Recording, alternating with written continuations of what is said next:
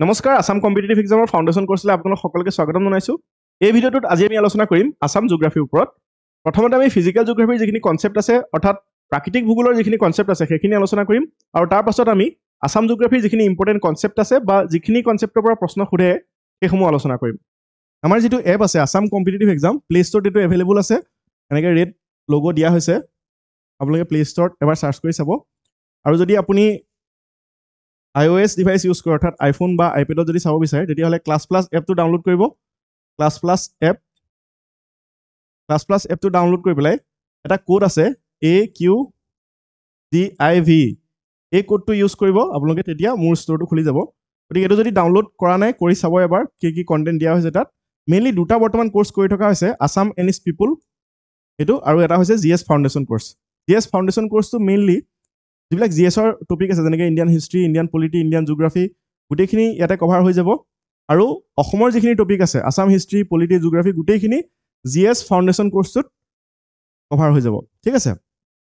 আৰু যদি কোনোবাই বিচাৰে যে মোক বাকীখিনি নালাগে অকল অসমৰখিনি হ'লেই হৈ যাব, কনচেপ্ট বেছ মই অকল অসমৰখিনি পঢ়িব বিচাৰিছোঁ, বাকী GSৰ ছাবজেক্টখিনি গোটেইখিনি নালাগে, তেতিয়াহ'লে আপুনি অসমৰ যিটো কোৰ্চ আছে আসাম এনইষ্ট পিপুল এইটো এবাৰ চেক কৰি চাব পাৰে। এই ডেমো ভিডিঅ'টো একচুৱেলি অসমৰ ভিডিঅ' যিহেতু আসাম এনইষ্ট পিপুল ইয়াতো পাই যাব, আপুনি এইটো কোৰ্চ ল'লেও পাব আৰু GS ফাউণ্ডেশ্যন কোৰ্চ এইটো ল'লেও পাই যাব। আজি আমি ফিজিকেল জিঅ'গ্ৰাফী অৰ্থাৎ প্ৰাকৃতিক ভূগোলৰ যিখিনি কনচেপ্ট আছে সেইখিনি আলোচনা কৰিম। প্ৰথমতে চাওঁ অসমৰ অৱস্থিতি সম্পৰ্কে। এইখিনি বহুত বেছি ইম্পৰ্টেণ্ট হয়, প্ৰশ্ন সোধে ইয়াৰ পৰা যে অসম কোন ঠাইত অৱস্থিত। ইয়াত যদি চাওঁ তেতিয়াহ'লে ভৌগোলিকভাৱে এই ৰাজ্যখন অৰ্থাৎ কোনখন ৰাজ্যৰ কথা কৈছে, অসমৰ কথা কৈছে। অসমখন 24 ডিগ্ৰী 8 মিনিট উত্তৰ অক্ষাংশৰ পৰা 28 ডিগ্ৰী উত্তৰ অক্ষাংশলৈকে, উত্তৰ অক্ষাংশ কিমানৰ ভিতৰত আছে যে 24 ডিগ্ৰী 8 মিনিট আৰু 28 ডিগ্ৰী নৰ্থ লেটিটিউডৰ ভিতৰত আছে, ঠিক আছে অসমখন। আৰু যদি চাওঁ 89 ডিগ্ৰী 42 মিনিটৰ পৰা পূব দ্ৰাঘিমাংশৰ পৰা 96 ডিগ্ৰী পূব দ্ৰাঘিমাংশলৈকে বিস্তৃত। গতিকে অসমৰ যিটো অৱস্থিতি আছে বা অৱস্থান আছে সেইটো ক'ৰ পৰা ক'লৈকে ইয়াৰ পৰা প্ৰশ্ন সোধে। মনত ৰাখিব যে ভৌগোলিকভাৱে এই ৰাজ্যখন 24 ডিগ্ৰী 8 মিনিট উত্তৰ অক্ষাংশৰ পৰা 28 ডিগ্ৰী উত্তৰ অক্ষাংশলৈকে অৱস্থিত আৰু 89 ডিগ্ৰী 42 মিনিট পূব দ্ৰাঘিমাংশৰ পৰা 96 ডিগ্ৰী পূব দ্ৰাঘিমাংশলৈকে বিস্তৃত। গতিকে ইয়াৰ পৰা ডাইৰেক্ট প্ৰশ্ন সোধে, এইটো মনত ৰাখিব। তাৰ লগতে অসমৰ আকৃতি ইংৰাজী বৰ্ণমালা টিৰ দৰে। ইয়াতে যদি চাওঁ আমি মেপত তেতিয়াহ'লে টিটো কেনেকুৱা, এইটো হয় টি। গতিকে অসমখন মেপত যদি চাওঁ তেতিয়াহ'লে টিৰ নিচিনা হয়, ঠিক আছে। এইটো প্ৰশ্ন সুধিছে আগতে, গতিকে ইম্পৰ্টেণ্ট হয়, এইটো টিৰ নিচিনা হয়। গতিকে ইয়াৰ পৰা প্ৰশ্ন সুধিব পাৰে যে অসমৰ আকৃতি কেনেকুৱা, ইংৰাজী বৰ্ণমালা টিৰ দৰে হয়, ঠিক আছে। এইখিনি ইম্পৰ্টেণ্ট হয়, প্ৰতিটো টপিকে ইম্পৰ্টেণ্ট হয় ইয়াত। আপোনালোকে নিশ্চয় কৰ্কট ৰেখাৰ নাম শুনিছে বা বুজিও পায় কৰ্কট ৰেখা কি হয়। তো এই কৰ্কট ৰেখাডাল এনেকৈ যদি চাওঁ তেতিয়াহ'লে আমাৰ ভাৰতৰ কেইখনমান ৰাজ্যৰ মাজে এই কৰ্কট ৰেখাডাল পাৰ হৈ গৈছে। সেই ৰাজ্যসমূহ হৈছে গুজৰাট, মধ্যপ্ৰদেশ, ৰাজস্থানকো টাচ কৰিছে, তাৰ লগতে ছত্তীশগড়, ঝাৰখণ্ড, ৱেষ্ট বেংগল আৰু আমাৰ নৰ্থ ইষ্টৰ ত্ৰিপুৰা আৰু মিজোৰাম, এই দুখন ৰাজ্যকো এই কৰ্কট ৰেখাডালে টাচ কৰি গৈছে, ঠিক আছে। অৰ্থাৎ এই কৰ্কট ৰেখা যিডাল দেখিছে ব্লু কালাৰ লাইন, এই ব্লু কালাৰ লাইনডাল আমাৰ নৰ্থ ইষ্টৰ দুখন ৰাজ্যৰ মাজেৰে গৈছে। এই দুখন কি হয়, ত্ৰিপুৰা আৰু মিজোৰাম। ডাইৰেক্ট প্ৰশ্ন সোধে যে কৰ্কট ৰেখা উত্তৰ পূব ভাৰতৰ দুখন ৰাজ্যৰ মাজেৰে পাৰ হৈ যায়, সেয়া হৈছে ত্ৰিপুৰা আৰু মিজোৰাম। নাও প্ৰশ্ন এনেকৈ সুধিব পাৰে যে কৰ্কট ৰেখাডাল মণিপুৰৰ ওপৰেদি পাৰ হৈ গৈছে নেকি, নাই যোৱা। ক'ৰ মাজেৰে গৈছে, ত্ৰিপুৰা আৰু মিজোৰামৰ মাজেৰে গৈছে, ঠিক আছে। বাকী ভাৰতৰ অন্য ৰাজ্যসমূহ যদি চাওঁ এফালে গুজৰাট, ৰাজস্থান, মধ্যপ্ৰদেশ, ছত্তীশগড়, ঝাৰখণ্ড, ৱেষ্ট বেংগল আৰু আমাৰ নৰ্থ ইষ্টৰ ত্ৰিপুৰা আৰু মিজোৰাম, এই দুখন ৰাজ্যৰ মাজেৰে বা ওপৰেৰে কৰ্কট ৰেখাডাল গৈছে। এই ৰেখাডাল কোনো ধৰণৰ ৰেখা নহয়, এডাল অনুমানহে কৰা হৈছে। গতিকে কৰ্কট ৰেখাডাল এইকেইখন ৰাজ্যৰ ওপৰেৰে অনুমান কৰা হৈছে। ইয়াতে এই যি ত্ৰিপুৰা আৰু মিজোৰাম আছে এইটো বহুত বেছি ইম্পৰ্টেণ্ট হয়, কাৰণ অসমৰ প্ৰশ্নত ইয়াৰ ওপৰত প্ৰশ্ন সোধে, ঠিক আছে। বাকীখিনি ষ্টেটক টাচ কৰা নাই বা বাকীখিনি ষ্টেটৰ ওপৰেদি যোৱা নাই, এইখিনি মনত ৰাখিব, প্ৰশ্ন সোধে ইয়াৰ পৰা। ইয়াতে যদি চাওঁ ভালকৈ তেতিয়াহ'লে ত্ৰিপুৰা আৰু মিজোৰাম, এইখন হৈছে মণিপুৰ, এইখন হৈছে নাগালেণ্ড, এইখন হৈছে আমাৰ অসম, এইফালে আছে মেঘালয়, এই ওপৰৰ অংশত আছে অৰুণাচল প্ৰদেশ এইখন হৈছে বাংলাদেশ ঠিক আছে বাংলাদেশৰ ওপৰেদিও গৈছে তাৰ লগতে ৱেষ্ট বেংগলৰ ওপৰেদি অনুমান কৰা হৈছে ঝাৰখণ্ড আছে ছত্তীশগড় আছে মধ্যপ্ৰদেশ আছে ৰাজস্থান আছে আৰু গুজৰাট আছে গতিকে এই যি ব্লু কালাৰ লাইনডাল আছে এডাল হৈছে কৰ্কটক্ৰান্তি ৰেখা বা ট্ৰপিক অফ কেঞ্চাৰ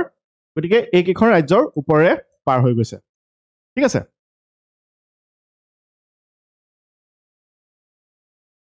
অসমৰ মাটিকালি সম্পৰ্কে যদি চাওঁ নিশ্চয় আপোনালোকে জানে যে অসমৰ মাটিকালি কিমান 78438 বৰ্গ কিলোমিটাৰ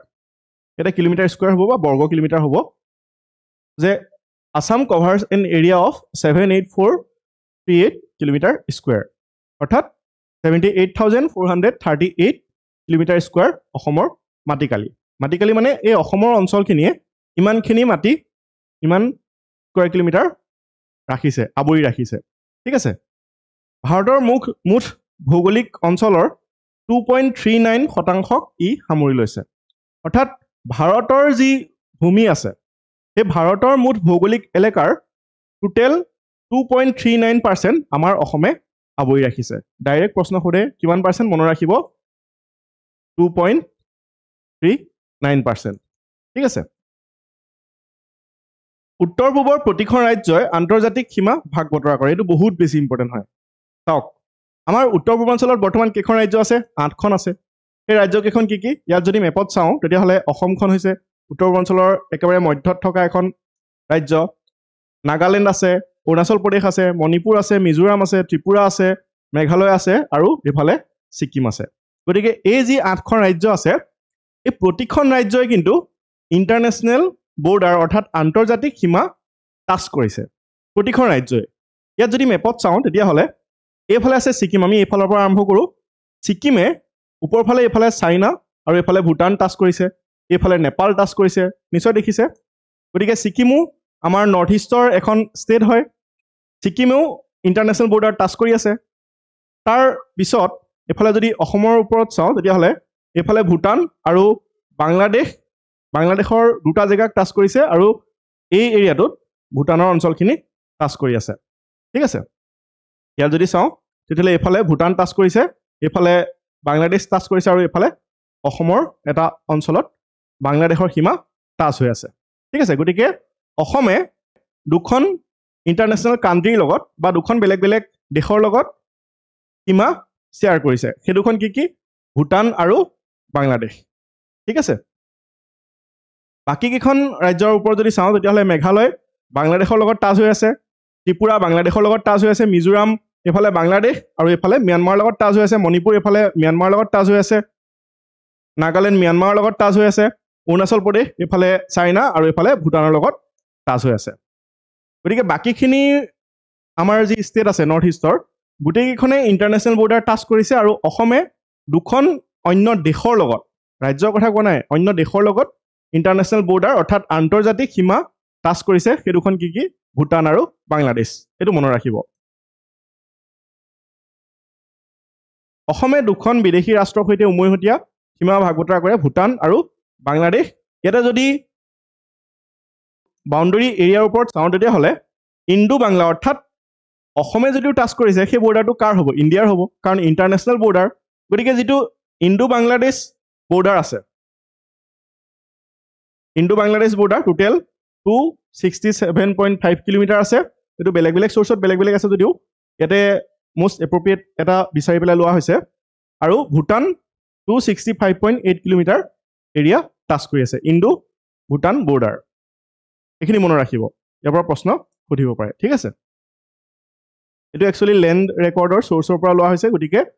ইয়াৰ পৰা প্ৰশ্ন সোধে ইম্পৰ্টেণ্ট হয় এইখিনি ইয়াতে যদি চাওঁ অসমে ইয়াৰ সীমা 7খন ভাৰতীয় ৰাজ্যৰ সৈতে ভাগ বতৰা কৰিছে অৰ্থাৎ আমাৰ অসমখনে ভাৰতৰ 7খন ৰাজ্যৰ লগত সীমা টাচ কৰি আছে উত্তৰ পূৰ্বাঞ্চলৰ মুঠ বৰ্তমান ৰাজ্য কেইখন আছে 8খন আছে কিন্তু অসমে 7খন ৰাজ্যৰ লগত সীমা টাচ কৰিছে বা সীমা শ্বেয়াৰ কৰিছে বৰ্ডাৰ শ্বেয়াৰ কৰিছে ঠিক আছে সেই কেইখন কি কি ইয়াত যদি মেপত চাওঁ অসমে অৰুণাচল প্ৰদেশ আমি এতিয়া কিহৰ কথা পাতি আছো ইণ্টাৰনেশ্যনেলৰ কথা পতা নাই অৰ্থাৎ ভূটান আৰু বাংলাদেশৰ কথা পতা নাই ইয়াতে কৈছোঁ যে ভাৰতৰ 7খন ৰাজ্যৰ লগত অসমে বৰ্ডাৰ শ্বেয়াৰ কৰিছে। এখন হৈছে অৰুণাচল প্ৰদেশ, এইফালে নাগালেণ্ড, মণিপুৰ, মিজোৰাম, ত্ৰিপুৰাৰ সৰু এটা অংশ অসমৰ লগত বৰ্ডাৰ শ্বেয়াৰ হৈছে, মেঘালয় আৰু ৱেষ্ট বেংগল। ঠিক আছে, এইফালে ৱেষ্ট বেংগলৰ লগত টাচ হৈ আছে। গতিকে টোটেল 7খন ভাৰতীয় ৰাজ্যৰ সৈতে ভাগ বতৰা কৰিছে সীমা অসমে। নৰ্থ ইষ্টৰ মুঠ কেইখন ৰাজ্য আছে? 8খন আছে। সেই 8খনৰ এখন ৰাজ্যৰ লগত কিন্তু অসমে বৰ্ডাৰ শ্বেয়াৰ কৰা নাই, সেইখন হৈছে ছিকিম। ইয়াত চাওক, ছিকিম অঞ্চলটো, এই অঞ্চলটো হৈছে ছিকিম। ঠিক আছে, এইখন হৈছে ছিকিম। গতিকে অসমৰ পৰা বহুত দূৰত হয় ছিকিম অঞ্চলটো। গতিকে অসমে ছিকিমৰ লগত, অৰ্থাৎ নৰ্থ ইষ্টৰ ছিকিম ৰাজ্যখনৰ লগত অসমে বৰ্ডাৰ শ্বেয়াৰ কৰা নাই। ইয়াৰ পৰা প্ৰশ্ন সোধে, মনত ৰাখিব যে নৰ্থ ইষ্টৰ কোনখন ৰাজ্যৰ লগত অসমে বৰ্ডাৰ শ্বেয়াৰ কৰা নাই? ছিকিম। ঠিক আছে, ছিকিমৰ বাহিৰে উত্তৰ পূব ভাৰতৰ বা উত্তৰ পূৰ্বাঞ্চলৰ আন সকলো ৰাজ্যৰ প্ৰৱেশদ্বাৰ হৈছে আমাৰ অসমখন। অৰ্থাৎ এই যি বাকী উত্তৰ পূৰ্বাঞ্চলৰ ৰাজ্য আছে, যেনেকৈ অৰুণাচল প্ৰদেশ, নাগালেণ্ড, মণিপুৰ, মিজোৰাম, ত্ৰিপুৰা, মেঘালয়, এই সকলোবিলাক ৰাজ্যৰ প্ৰৱেশদ্বাৰ অৰ্থাৎ গেটৱে হিচাপে আমাৰ অসমখন আছে। যিহেতু অসমখন একেবাৰে মধ্যতে আছে, চাওক, চবফালে যাবলৈ হ'লে আমাৰ অসমৰ কাষে পাজৰে যাব লগা হয় বা অসমৰ মাজেৰে যাব লগা হয়। সেইকাৰণে অসমক নৰ্থ ইষ্টৰ গেটৱে বুলি কোৱা হয়। ঠিক আছে, বা প্ৰৱেশদ্বাৰ বুলি কোৱা হয়। অসমৰ মাজেৰে বাকীবিলাক অঞ্চললৈ বা বাকীবিলাক ৰাজ্যলৈ যাবলৈ সুবিধা হয়। সেয়েহে ঐতিহাসিক আৰু ভৌগোলিক দুয়োটা দিশতে অসম উত্তৰ পূব ভাৰতৰ এখন অতি গুৰুত্বপূৰ্ণ ৰাজ্য। ইয়াতে চাওক, ঐতিহাসিক ফালৰ পৰা মানে বৰ অসমৰ কনচেপ্টটো আমি আছাম হিষ্ট্ৰী টপিকসমূহত ডিছকাছ কৰি আহিছোঁ। নিশ্চয় মনত আছে ঐতিহাসিক ফালৰ পৰা কেনেকৈ অসমখন ইম্পৰ্টেণ্ট হয়। তাৰ লগতে ভৌগোলিক দিশৰ পৰাও নৰ্থ ইষ্টৰ বাকী যিখিনি ষ্টেট আছে, ছিকিমক বাদ দি, ছিকিমখন অসমৰ পৰা আঁতৰি আছে, গতিকে ছিকিমক বাদ দি বাকী যিখিনি উত্তৰ পূৰ্বাঞ্চলৰ ৰাজ্য আছে, সেইখিনিৰ কাৰণে অসমখন অতি গুৰুত্বপূৰ্ণ ৰাজ্য হৈ পৰে। অসমে এইকেইখন ৰাজ্য কি কি আছে? পশ্চিমবংগ, অৰুণাচল প্ৰদেশ, মেঘালয়, ত্ৰিপুৰা, নাগালেণ্ড, মণিপুৰ, মিজোৰামৰ সৈতে আন্তঃৰাজ্যিক, এইটো আন্তৰ্জাতিক নহয় কিন্তু আন্তঃৰাজ্যিক, অৰ্থাৎ আমাৰ ভাৰতৰ যিখিনি ৰাজ্য আছে সেইখিনি ভাৰতৰ ৰাজ্য। গতিকে ভাৰতৰ ৰাজ্যৰ লগত যদি অসমে বৰ্ডাৰ শ্বেয়াৰ কৰে তেতিয়াহ'লে হ'ব আন্তঃৰাজ্যিক। ঠিক আছে, ইণ্টাৰ ষ্টেট বৰ্ডাৰ। আৰু যদি দুখন বেলেগ কাণ্ট্ৰিৰ লগত শ্বেয়াৰ কৰে তেতিয়া কি হ'ব? ইণ্টাৰনেশ্যনেল বৰ্ডাৰ, অৰ্থাৎ আন্তৰ্জাতিক সীমা। এতিয়া যিহেতু আমি কিহৰ কথা আলোচনা কৰি আছোঁ? অৰুণাচল প্ৰদেশ, মেঘালয়, পশ্চিমবংগ, ত্ৰিপুৰা, নাগালেণ্ড, এইসমূহ হৈছে আমাৰ ভাৰতৰ ৰাজ্য। সেইকাৰণে এইখিনি কি হ'ব? আন্তঃৰাজ্যিক সীমা। আন্তঃৰাজ্যিক সীমা অৰ্থাৎ ইণ্টাৰ ষ্টেট বাউণ্ডেৰী কেইখনৰ লগত টাচ কৰিছে অসমে? 7খনৰ লগত। মনত ৰাখিব, অসমে টাচ কৰিছে, গতিকে 7খনেই হ'ব। অসমখনটো এখন ইনক্লুডেই হৈ আছে। এনেই উত্তৰ পূৰ্বাঞ্চলৰ ৰাজ্য 8খন, ছিকিমক বাদ দিলে থাকিব 7খন, ছিকিমৰ ঠাইত আহি গ'ল ৱেষ্ট বেংগল, গতিকে 8খন অসমক ধৰি পেলাই মানে এওঁলোকে একেলগে বৰ্ডাৰ টাচ কৰি আছে। ঠিক আছে, কিন্তু অসমে কাৰ লগত বুলি ক'লে অন্য 7খন ৰাজ্যৰ লগতহে হ'ব। গতিকে অসমে টোটেল 7খন ভাৰতৰ ৰাজ্যৰ লগত সীমা টাচ কৰি আছে আৰু ছিকিমৰ লগত কৰা নাই। এইটো মনত ৰাখিব, কাৰণ ইয়াৰ পৰা ডাইৰেক্ট প্ৰশ্ন সোধাৰ সম্ভাৱনা বহুত থাকে। ঠিক আছে, ইয়াতে যদি আমি এই যি অসমৰ ইণ্টাৰ ষ্টেট বৰ্ডাৰ আছে, অৰ্থাৎ ভাৰতৰ অন্য ৰাজ্যসমূহৰ লগত অসমে যিখিনি বৰ্ডাৰ শ্বেয়াৰ কৰিছে তাৰ কিলোমিটাৰ হিচাপত যদি চাওঁ, তেতিয়াহ'লে আটাইতকৈ বেছি সীমা শ্বেয়াৰ কৰিছে অসমে মেঘালয়ৰ লগত। অৰ্থাৎ অসম আৰু মেঘালয়ৰ বৰ্ডাৰ আটাইতকৈ ডাঙৰ। বাকীখিনিতকৈ অসম আৰু মেঘালয়ৰ যিটো বৰ্ডাৰ শ্বেয়াৰ ডিষ্টেঞ্চ আছে আটাইতকৈ ডাঙৰ, 884.90 কিলোমিটাৰ। ঠিক আছে, তাৰপিছতে অসমে শ্বেয়াৰ কৰিছে, ছেকেণ্ড পজিশ্যনত আছে অৰুণাচল প্ৰদেশ, 804.10 কিলোমিটাৰ। তাৰপিছত নাগালেণ্ড, মণিপুৰ, মিজোৰাম, ৱেষ্ট বেংগল, এইখিনি ইমান বেছি ইম্পৰ্টেণ্ট নহয়। কিন্তু এই যিটো মেঘালয় আছে, অসমে আটাইতকৈ বেছি কাৰ লগত বৰ্ডাৰ শ্বেয়াৰ কৰিছে? ইণ্টাৰ ষ্টেট বৰ্ডাৰ মেঘালয়ৰ লগত, আৰু আটাইতকৈ কম ত্ৰিপুৰাৰ লগত। এই দুটা বহুত বেছি ইম্পৰ্টেণ্ট হয়। মাত্ৰ 46.30 কিলোমিটাৰ বৰ্ডাৰ শ্বেয়াৰ কৰিছে অসমে ত্ৰিপুৰাৰ লগত। গতিকে ইয়াৰ পৰা প্ৰশ্ন সুধিব যে অসমে আমাৰ ভাৰতৰ কোনখন ৰাজ্যৰ লগত আটাইতকৈ কম বাউণ্ডেৰী শ্বেয়াৰ কৰে? কম কিমান? অনলি 46 কিলোমিটাৰ আশে-পাশে। কাৰ লগত? ত্ৰিপুৰাৰ লগত। গতিকে ইয়াৰ পৰা প্ৰশ্ন সোধাৰ সম্ভাৱনা আছে। আৰু অসমে কোনখন ৰাজ্যৰ লগত আটাইতকৈ বেছি বৰ্ডাৰ শ্বেয়াৰ কৰিছে?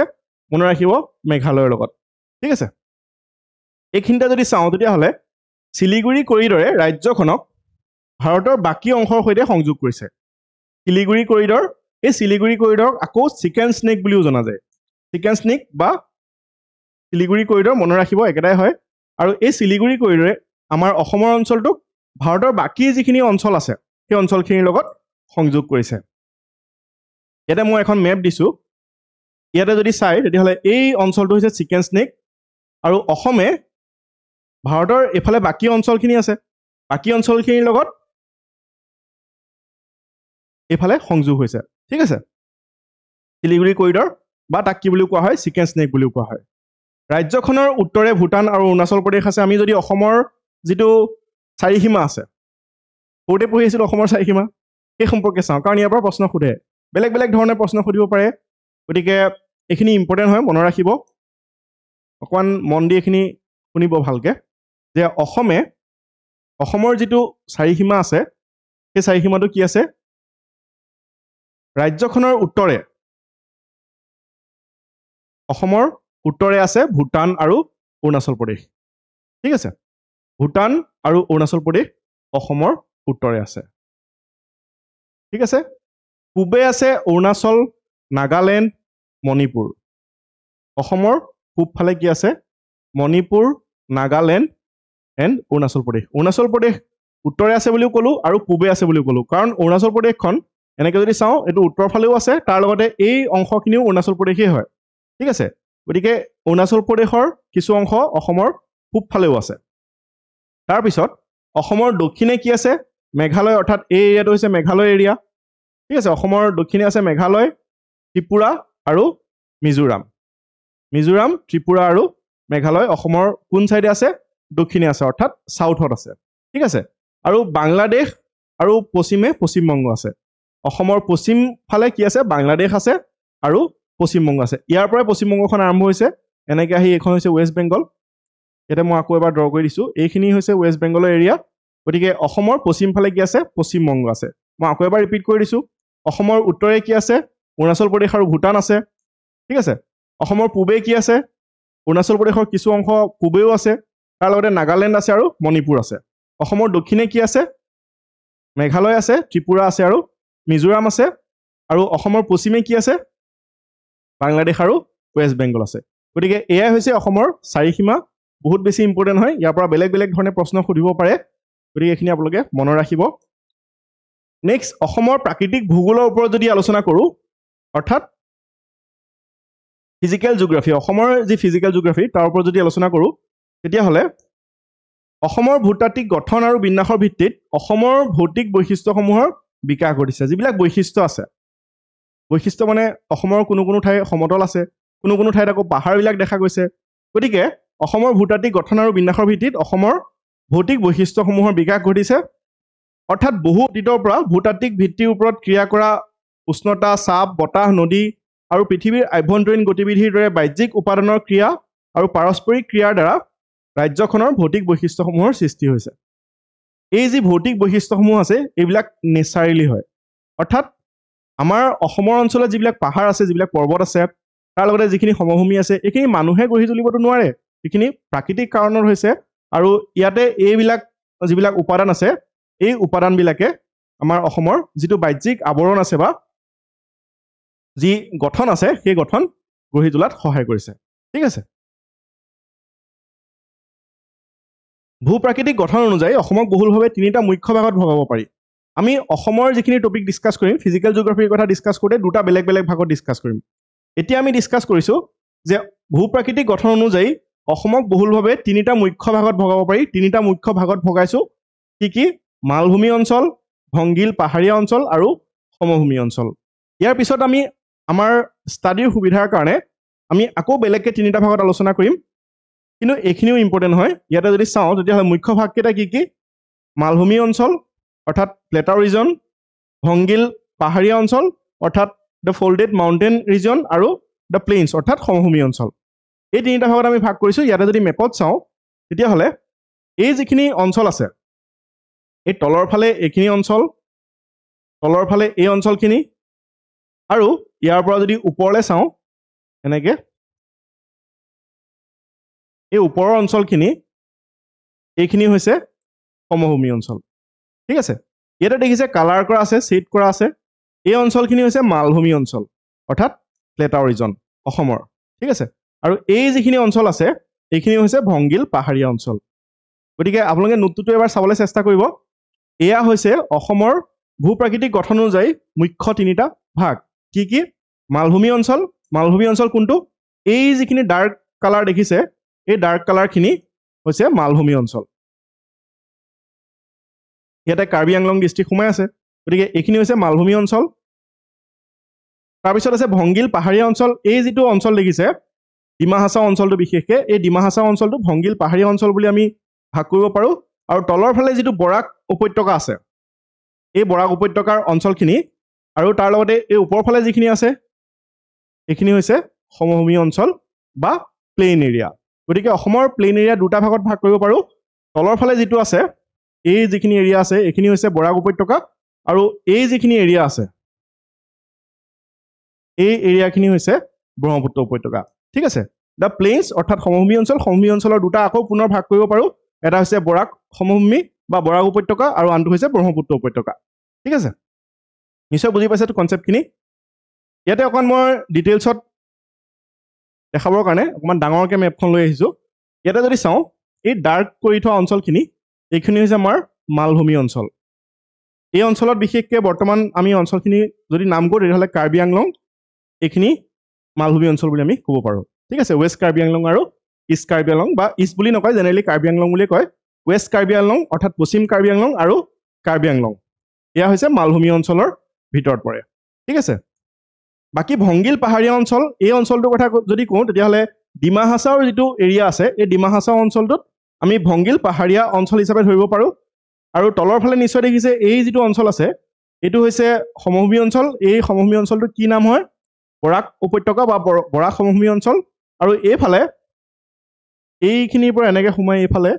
এনেকৈ যদি চাওঁ তেতিয়াহ'লে হৈছে এইখিনি ব্ৰহ্মপুত্ৰ উপত্যকা বা ব্ৰহ্মপুত্ৰ সমভূমি অঞ্চল ঠিক আছে মেপখন আপোনালোকে এবাৰ চাব মই নোটত যিহেতু দি দিম এই মেপখন আপোনালোকে ভালকৈ চাব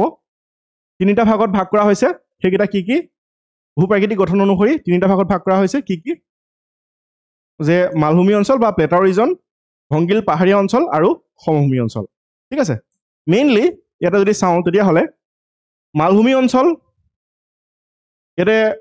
পাহাৰখিনি আছে ভংগিল পাহাৰীয়া অঞ্চল আছে আৰু প্লেইন অৰ্থাৎ সমভূমি অঞ্চল আছে য'ত আমি সাধাৰণতে ইয়াত বেছিকৈ মানুহ আছে ঠিক আছে বৰাক উপত্যকাত বেছিকৈ মানুহ আছে আৰু যি ব্ৰহ্মপুত্ৰ উপত্যকা আছে তাত বেছিকৈ মানুহ আছে কিন্তু এই যি প্লেটাৰ ৰিজন আছে এয়া একেবাৰে কম অংশ এইখিনি হৈছে মাত্ৰ ভংগিল পাহাৰীয়া অঞ্চল এই দুফালে এনেকৈ ভাগ হৈ আছে মালভূমি অঞ্চল গতিকে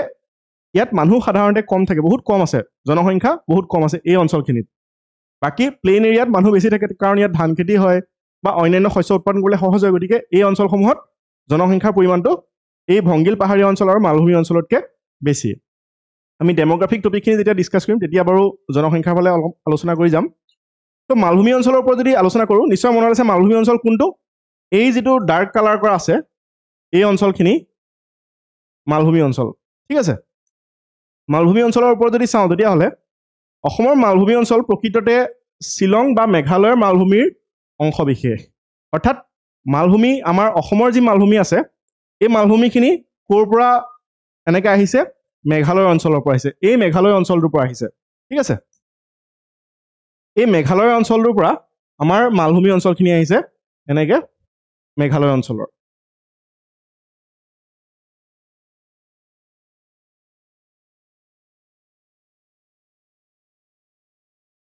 গতিকে আমাৰ অসমৰ মালভূমি অঞ্চল প্ৰকৃততে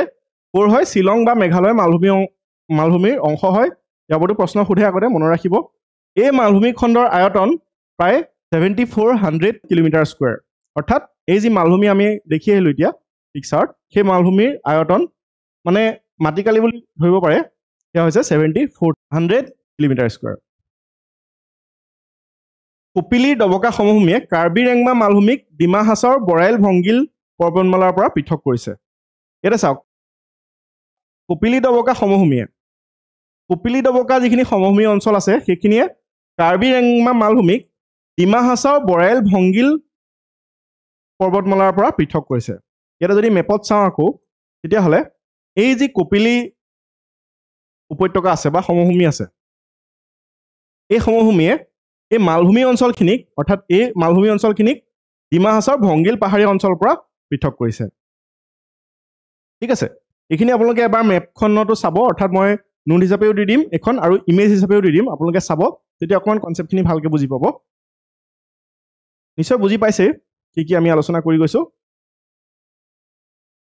সিংহাসন আৰু ডাম্বুকছো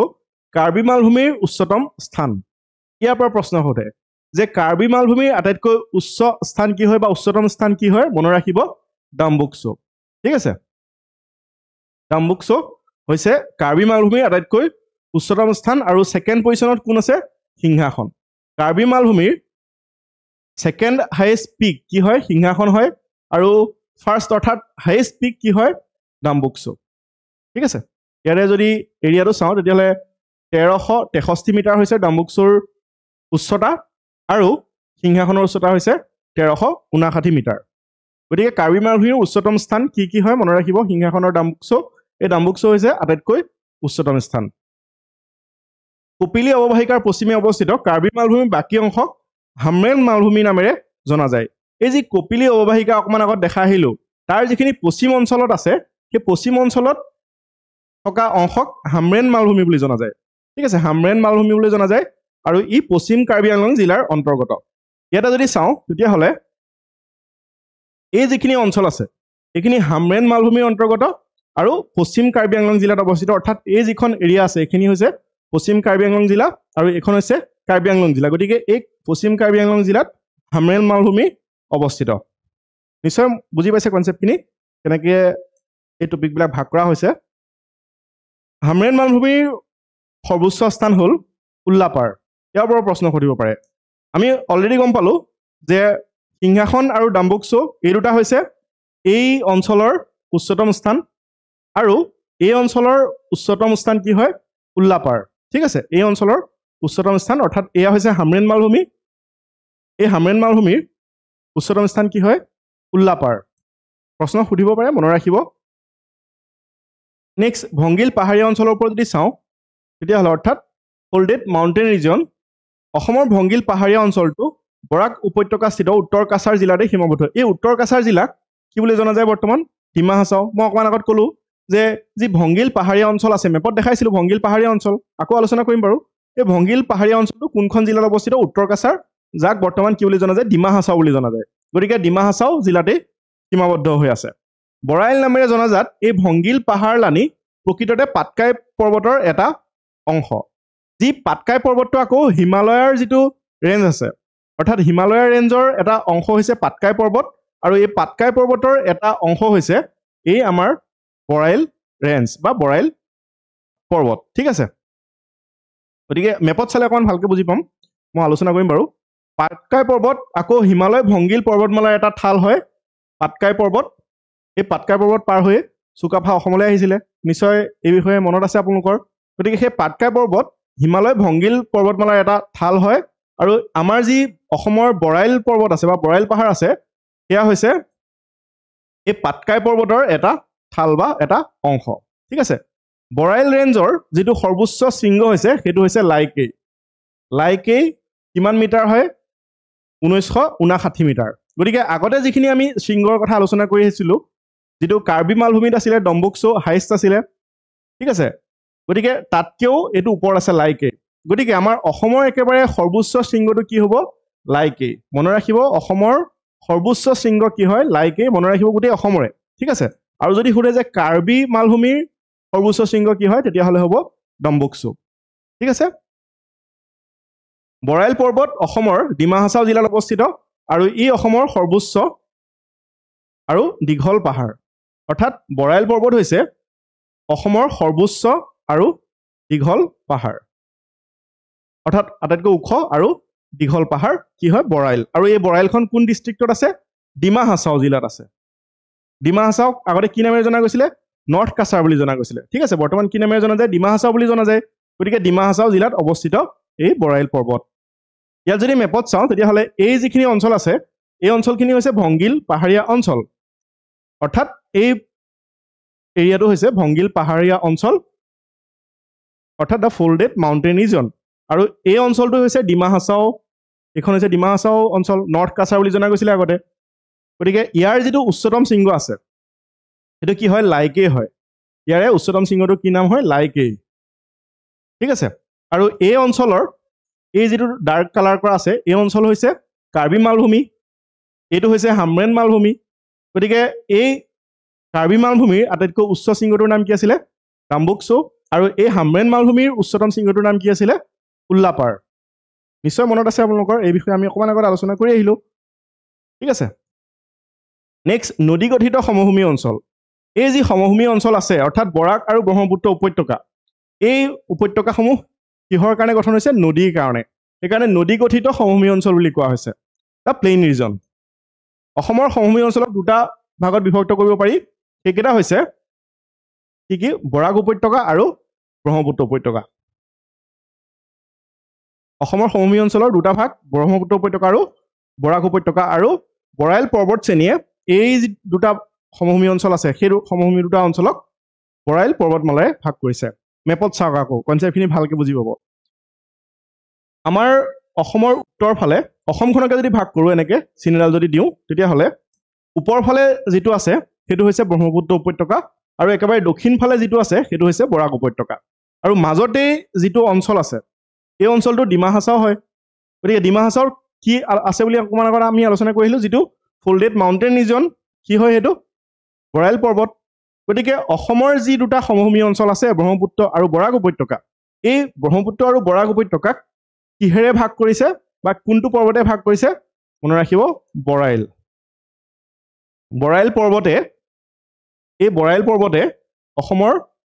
দক্ষিণ ফালে যিটো সমভূমি অঞ্চল আছে অৰ্থাৎ বৰাক উপত্যকা এই ব্ৰহ্মপুত্ৰ উপত্যকাৰ পৰা পৃথক কৰিছে যদি এইটো নাথাকিলেহেঁতেন তেতিয়া হয়তো একেলগে থাকিলেহেঁতেন কিন্তু ব্ৰহ্মপুত্ৰ উপত্যকাৰ পৰা কিহে বৰাক উপত্যকাক পৃথক কৰিছে বৰাইল পৰ্বতে ঠিক আছে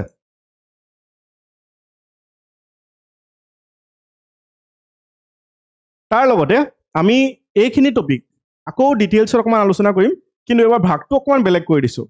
অসমক প্ৰধান তিনিটা ভৌতিক বিভাগত ভাগ কৰিব পাৰি অকণমান আগতে আমি যিখিনি আলোচনা কৰি আহিলোঁ সেইখিনি গঠন অনুসৰি মালভূমি অঞ্চল ভংগিল পাহাৰীয়া অঞ্চল আৰু সমভূমি অঞ্চল এতিয়া আকৌ তাকে অকণমান ডিটেইলছত আমি যদি আলোচনা কৰোঁ তেতিয়াহ'লে অসমৰ তিনিটা ভাগ এনেকৈও ভাগ কৰিব পাৰি উত্তৰ দিশত ব্ৰহ্মপুত্ৰ উপত্যকা অৰ্থাৎ অসমৰ উত্তৰ ফালে আছে ব্ৰহ্মপুত্ৰ উপত্যকা দক্ষিণে কি থাকিব বৰাক উপত্যকা এই বৰাক উপত্যকাক আকৌ চুৰমা উপত্যকা বুলিও জনা যায় ইয়াৰ পৰা প্ৰশ্ন সোধে মনত ৰাখিব আৰু কাৰ্বি আংলং আৰু উত্তৰ কাছাৰ পাহাৰ অৰ্থাৎ এই যিটো অঞ্চল আছে এইটো হৈছে নৰ্থ কাছাৰ ইয়াকে কি বুলি জনা যায় বৰ্তমান নৰ্থ কাছাৰক ডিমা হাছাও বুলি জনা যায় আৰু কাৰ্বি আংলং ঠিক আছে কাৰ্বি আংলং গতিকে মূলতে যদি চাওঁ তেতিয়াহ'লে এইফালে সমভূমি অঞ্চল আৰু মাজত এই যিকেইটা পাহাৰৰ নিচিনা বা মালভূমিৰ নিচিনা আছে সেইখিনিক লৈ পেলাই এনেকৈও এটা ভাগ কৰিব পাৰি ইয়াকো তিনিটা ভাগত আমি মূলতে ভগাব পাৰোঁ সেইকেইটা হৈছে মনত ৰাখিব the Brahmaputra valley in the north the hills of Karbi Anglong and north Cachar and the Barak valley or Surma valley in the south এই যিখিনি ভাগ আছে এইখিনি আমি আলোচনা কৰিবলৈ অকণমান সুবিধা হ'ব ঠিক আছে কাৰণ ব্ৰহ্মপুত্ৰ উপত্যকাৰ বিষয়ে আমি অকণমান ডিটেইলছত আলোচনা কৰিম তাৰ লগতে যিখিনি কাৰ্বি আংলং আৰু উত্তৰ কাছাৰ পাহাৰৰ বিষয়ে অকণমান আমি আলোচনা কৰি আহিলোঁ সেইখিনি বিষয়ে আমি অকণমান ডিটেইলছত আলোচনা কৰিম আৰু বৰাক উপত্যকা বা চুৰমা উপত্যকা বুলিও জনা যায় ইয়াক তাত কেনেকুৱা টপিকবিলাক আছে বা কি ইনক্লুড হৈ আছে সেইখিনি আমি ইয়াৰ পিছৰ ভিডিঅ'সমূহত আলোচনা কৰিম ইয়াতে যদি চাওঁ আৰু দুটামান পইণ্ট যে উত্তৰ কাছাৰ পাহাৰক বৰাইল পাহাৰ বুলিও জনা যায় এই যি উত্তৰ কাছাৰ পাহাৰ আছে এইটো উত্তৰ কাছাৰ ইয়াকে কি বুলিও জনা যায় বৰাইল পাহাৰ বুলিও জনা যায় আৰু কোন ডিষ্ট্ৰিক্টত আছে মনত ৰাখিব ডিমা হাছাও ডিষ্ট্ৰিক্টত আছে ঠিক আছে আৰু ব্ৰহ্মপুত্ৰ উপত্যকা আৰু বৰাক উপত্যকাক বিভাজিত কৰিছে এই ওপৰফালে কি আছে এইটো ব্ৰহ্মপুত্ৰ উপত্যকা আৰু তলফালে এইটো কি অঞ্চল আছে বৰাক উপত্যকা গতিকে বৰাইল পাহাৰে এই ৰঙা যে যিটো দিয়া আছে এইটো হৈছে বৰাইল পাহাৰ এই বৰাইল পাহাৰে ব্ৰহ্মপুত্ৰ আৰু বৰাক উপত্যকাক বিভাজন কৰিছে ঠিক আছে কাৰ্বি আংলঙক আগতে মিকিৰ পাহাৰ বুলিও জনা যায় এই যিটো কাৰ্বি আংলং অঞ্চল আছে এই কাৰ্বি আংলং অঞ্চলটোক আগতে কি বুলি জনা গৈছিলে মিকিৰ হিলছ বুলি জনা গৈছিলে গতিকে ইয়াৰ পৰা প্ৰশ্ন সোধে নৰ্থ কাছাৰক আগত ডিমা হাছাওক আগতে কি বুলি জনা গৈছিলে নৰ্থ কাছাৰ বুলি জনা গৈছিলে অৰ্থাৎ নৰ্থ কাছাৰক বৰ্তমান কি বুলি জনা যায় ডিমা হাছাও বুলি জনা যায় আৰু কাৰ্বি আংলঙৰ আগতে এই যিটো অঞ্চল আছে এইটোক কি বুলি জনা গৈছিলে আগতে মিকিৰ হিলছ বা মিকিৰ পাহাৰ বুলি জনা গৈছিলে ঠিক আছে গতিকে মই যদি থুলমূলকৈ আকৌ এবাৰ আলোচনা কৰোঁ তেতিয়াহ'লে এইফালে ইয়াতে ছিকিম অঞ্চলো থাকি গৈছে গতিকে অসমৰ যিখিনি অঞ্চল টাচ হৈ আছে সেয়া কি ৰাজ্য যিখন আছে অৰুণাচল প্ৰদেশ নাগালেণ্ড মণিপুৰ মিজোৰাম ত্ৰিপুৰা মেঘালয় এয়া হৈছে আৰু এফালে আছে ৱেষ্ট বেংগল এয়া হৈছে ভাৰতৰ ৰাজ্য যি অসমৰ লগত বৰ্ডাৰ শ্বেয়াৰ কৰি আছে ঠিক আছে আৰু যদি আমি ইণ্টাৰনেশ্যনেল বৰ্ডাৰৰ বিষয়ে চাওঁ তেতিয়াহ'লে বাংলাদেশ লাগি আছে এই অঞ্চলটোত অসমৰ লগত এইফালে বাংলাদেশৰ লগত টাচ হৈ আছে আৰু এইফালে অসম আৰু বাংলাদেশ টাচ হৈ আছে আৰু ওপৰৰ ফালে এই যিটো BTAD বা BTR এৰিয়া আছে ৰিজন আছে যিটো সেইটোৰ লগত ভূটান টাচ হৈ আছে ঠিক আছে গতিকে এয়া হৈছে থুলমূল এটা আভাস অসমৰ ওপৰত ইয়াতে অকণমান ভালকে আলোচনা কৰিলে আৰু অকণমান ক্লিয়াৰ হ'ব এইখন হৈছে নৰ্থ কাছাৰ হিল যাক কি বুলি জনা যায় বৰ্তমান ডিমা হাছাও বুলি জনা যায় ইয়াতে কি আছে বৰাইল ৰেঞ্জ আছে ঠিক আছে বা বৰাইল পৰ্বত ইয়াতে আছে কাৰ্বি আংলং এইখন হৈছে ৱেষ্ট কাৰ্বি আংলং এইখন হৈছে কাৰ্বি আংলং ডিষ্ট্ৰিক্ট এই কাৰ্বি আংলং যিখন ডিষ্ট্ৰিক্ট আছে ইয়াতেই যিটো মালভূমি আছে তাৰ উচ্চ শৃংগটোৰ নাম কি আছিলে ডাম্বুকচু ঠিক আছে আৰু এই অঞ্চলটো হৈছে হামৰেন প্লেটা বুলি ক'ব পাৰি যিটো ৱেষ্ট কাৰ্বি আংলঙত আছে আৰু ইয়াৰ যিটো উচ্চতম শৃংগ আছে সেইটোৰ নাম কি আছিলে উল্লাপাৰ ঠিক আছে আৰু যিটো বৰাইল বা নৰ্থ কাছাৰ হিল আছে নৰ্থ কাছাৰ হিলক কি হিল বুলিও জনা যায় বৰাইল হিল বুলিও জনা যায় এই বৰাইল হিলে ইফালে দক্ষিণত যি আছে আমাৰ বৰাক উপত্যকা আৰু ওপৰফালে যি আছে ব্ৰহ্মপুত্ৰ উপত্যকা তাক ভাগ কৰিছে গতিকে এই যি বৰাইল পৰ্বত আছে এই বৰাইল পৰ্বতৰ একেবাৰে উচ্চ শৃংগটোৰ নাম কি হয় লাইকেই গতিকে গোটেই অসমৰ ভিতৰত আটাইতকৈ ওখ শৃংগটোৱে হৈছে লাইকেই ঠিক আছে এইটো ক'ত অৱস্থিত নৰ্থ কাছাৰ হিল বা বৰাইল হিলত অৱস্থিত গতিকে বাকী যিখিনি টপিক আছে সেইখিনি আমি ইয়াৰ পিছৰ ভিডিঅ'সমূহত ডিছকাছ কৰিম ইয়াত যদি কিবা কনফিউজন থাকি গৈছে তেতিয়াহ'লে মোক জনাব পাৰিব আমাৰ যিটো এপ আছে আছাম কম্পিটিটিভ এক্সাম প্লে ষ্ট'ৰত এইটো এভেইলেবল আছে এনেকৈ ৰেড লগ' দিয়া হৈছে আপোনালোকে প্লে ষ্ট'ৰত এবাৰ চাৰ্চ কৰি চাব আৰু যদি আপুনি iOS ডিভাইচ ইউজ কৰে অৰ্থাৎ আইফোন বা আইপেডত যদি চাব বিচাৰে তেতিয়াহ'লে ক্লাছ প্লাছ এপটো ডাউনলোড কৰিব ক্লাছ প্লাছ এপটো ডাউনলোড কৰি পেলাই এটা কোড আছে AQDIV এই কোডটো ইউজ কৰিব আপোনালোকে তেতিয়া মোৰ ষ্ট'ৰটো খুলি যাব গতিকে এইটো যদি ডাউনলোড কৰা নাই কৰি চাব এবাৰ কি কণ্টেণ্ট দিয়া হৈছে তাত মেইনলি দুটা বৰ্তমান কোৰ্চ কৰি থকা হৈছে আছাম এনিছ পিপুল এইটো আৰু এটা হৈছে GS foundation course GS foundation কোৰ্চটো মেইনলি যিবিলাক GSৰ টপিক আছে যেনেকৈ Indian history Indian polity Indian geography গোটেইখিনি ইয়াতে কভাৰ হৈ যাব আৰু অসমৰ যিখিনি টপিক আছে আছাম হিষ্ট্ৰী পলিটি জিঅ'গ্ৰাফী গোটেইখিনি GS ফাউণ্ডেশ্যন কোৰ্চটোত কভাৰ হৈ যাব ঠিক আছে আৰু যদি কোনোবাই বিচাৰে যে মোক বাকীখিনি নালাগে অকল অসমৰখিনি হ'লেই হৈ যাব কনচেপ্ট বেছ মই অকল অসমৰখিনি পঢ়িব বিচাৰিছোঁ বাকী GSৰ ছাবজেক্টখিনি গোটেইখিনি নালাগে তেতিয়াহ'লে আপুনি অসমৰ যিটো কোৰ্চ আছে আছাম এনিছ পিপুল সেইটো এবাৰ চেক কৰি চাব পাৰে এই ডেমো ভিডিঅ'টো একচুৱেলি অসমৰ ভিডিঅ' যিহেতু আছাম এনিছ পিপুল ইয়াতো পাই যাব আপুনি এইটো কোৰ্চ ল'লেও পাব আৰু GS ফাউণ্ডেশ্যন কোৰ্চ এইটো ল'লেও পাই যাব ঠিক আছে যিহেতু GS ফাউণ্ডেশ্যন কোৰ্চত গোটেই অসমৰ টপিকখিনি ইনক্লুড হৈ আছে জেনেৰেল ষ্টাডিজ ফাউণ্ডেশ্যন বুলি ক'লে অসমৰখিনি ইনক্লুড কৰা হৈছে তাতে আপুনি এইটো যদি কোৰ্চ লয় GS ফাউণ্ডেশ্যন কোৰ্চটো যদি লয় এক্সট্ৰাকৈ আকৌ আছামৰ কোৰ্চটো ল'ব নালাগে GS কোৰ্চটোতে সোমাই আছে ঠিক আছে আৰু যদি আপুনি ভাবে যে মোক বাকীখিনি নালাগে অসমৰ হ'লে হৈ যাব তেতিয়াহ'লেহে এইটো চেক কৰি চাব পাৰে দুইটাৰ ভেলিডিটি 1 year হয় বহুত বেছি প্ৰাইচ নহয় 1 বছৰৰ কাৰণে দিয়া হৈছে আৰু যদি আপুনি মান্থলি ৱাইজ কেলকুলেশ্যন কৰি চাই একেবাৰে কমতে পাই যাব গতিকে ইয়াতে মেইনলি অসমৰ যিখিনি টপিক আছে আছাম হিষ্ট্ৰী পলিটি জিঅ'গ্ৰাফী আৰু আৰ্ট এণ্ড কালচাৰ লিটাৰেচাৰ যিমানবিলাক টপিক আছে গোটেইখিনি ইয়াতে ইনক্লুড হৈ আছে এষ্টেটিক জিকেও অসমৰ যিমানবিলাক হ'ব পাৰে ইয়াতে কভাৰ হ'ব আৰু অসমৰখিনিৰ লগতে GS কোৰ্চটোত অসমৰখিনিৰ লগতে অন্য যিবিলাক টপিক আছে ইণ্ডিয়ান হিষ্ট্ৰী পলিটি জিঅ'গ্ৰাফী আৰু ষ্টেটিক পৰ্চন যিমানবিলাক হ'ব পাৰে ইয়াতে